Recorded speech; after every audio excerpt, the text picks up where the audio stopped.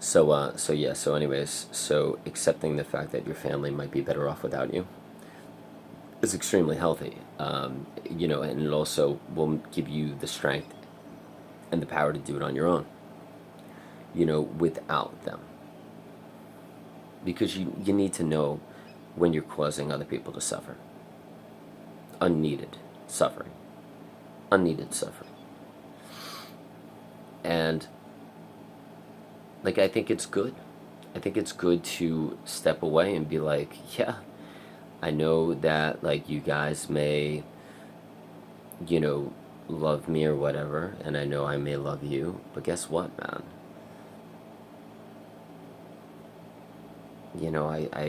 I don't think it's good for you, for me to be around.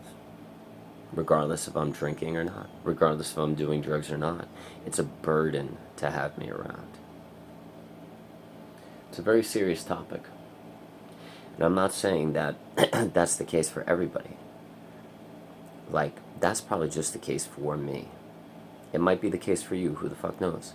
But I know for a fact that, I've gotten to the point where I've reached such clarity during this coronavirus, and I've lost so many people, that it's caused me to spend a great deal of time with myself. And when I first had to start spending time by myself, more so than normal, I went back to my old coping mechanisms, which were drugs and alcohol. Mostly drinking, mostly beer, right? So it was okay, that's not working. That's just causing more problems in my life. That's just making me more suicidal. That's just making me more homicidal. So that shit ain't working. So I had to give up that. I had to give up, drinking. And that was a freaking nightmare, man. Giving up alcohol. For anybody with our conditions or anybody that is an addict, giving up drinking, it's like giving up Mountain Dew for most of the people that are watching. For all 2 people that are watching. I don't even know if people, I don't know, even if people are watching, I don't even know. But without coping mechanisms, it's what do we have?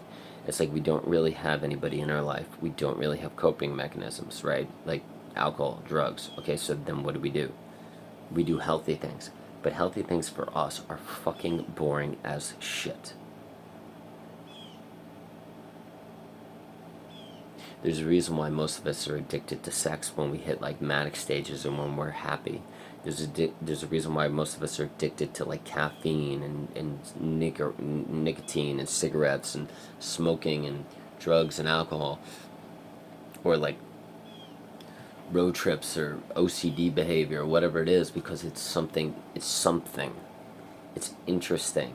It's a form of just entertainment for our brain, and it's very, very hard to give all those just insanely intoxicating, just crazy things up. Because once we give all those crazy things up, we sit by ourselves and we're like, this is so fucking boring. And most average people don't get that. Most average people are like, okay, so you don't drink and you don't do drugs. And you're not insanely addicted to sex. And you're not going crazy and spending a ton of money and going on all these fucking road trips, and you're not fucking going berserk. So what? We don't need that. But the difference between average people and us is sometimes we get so manic, or we get so crazy, or we get so whatever. We need that. Or if we're extremely bored, because life is way too fucking boring when we're at a high point, we're just oh god, this is so fucking boring. And that's why, I don't even know, man. I have no answer for that shit. But that's why it's really hard for us to stay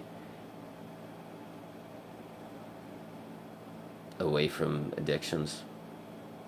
Even for most of us that are cutters. I never latched onto the cutting game because I'm way, way socially aware. Because I know how to play the game. I understand for a fact that if I start cutting, like Pete Davidson's like this SNL comic on Saturday Night Live, and he cuts on his chest. He's smart. He's a smart guy. He cuts on his chest because he knows if he starts cutting on his arm, that's a life killer, man. Like, people will judge you right away and they'll be like, they have mental issues. People don't want to be around people with mental issues. It's like scary.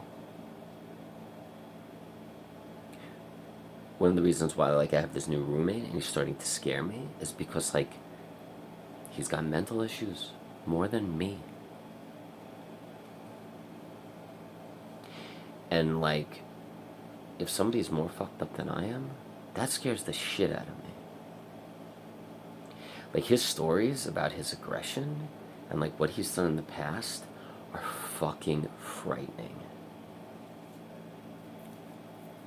Because I usually scare the fuck out of people with my language, my speech.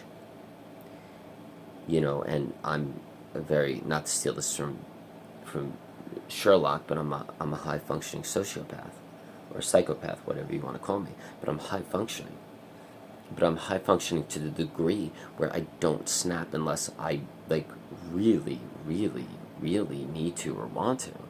But I'm like controlled enough and intellectual enough to understand like there are levels and you don't cross certain levels. This guy across the street, across the, you know, the room from me, you know, the one that I'm living with, he doesn't understand that. He's not intellectual enough. So if he snaps, he's got stories. He tells me his stories about how he snapped in the past, and it's fucking frightening. Because he's not high functioning like I am. He's not an intellectual like I am. So it's like, that's a dangerous mixture. If you're that crazy, and you're that aggressive and angry, and you're that like kind of like homicidal, but you don't have, and I'll never admit the fact that he's homicidal, but like, and you don't have the intellect or the high functioning abilities to have that understanding, you're very, very dangerous. And like my intellect or my high functioning, just like Sherlock, is what has saved me from killing people. It has, without a doubt. One of my favorite episodes of Sherlock, it was the, spoiler alert if you haven't watched the series, at the end of the third season, there was this really, really bad guy, and Sherlock had to kill him. And he had no way out of it other than for him to kill the guy, because he knew that the cops wouldn't do anything to the guy, because he was too powerful. He had too much power over everybody, even the government. So the guy was like, "What are you going to do, Sherlock?" And he turned his back to Sherlock.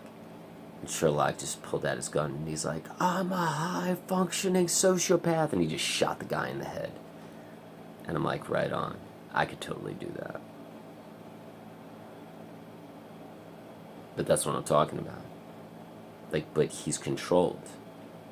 Like, he only killed the guy because he knew that he needed to. To be continued.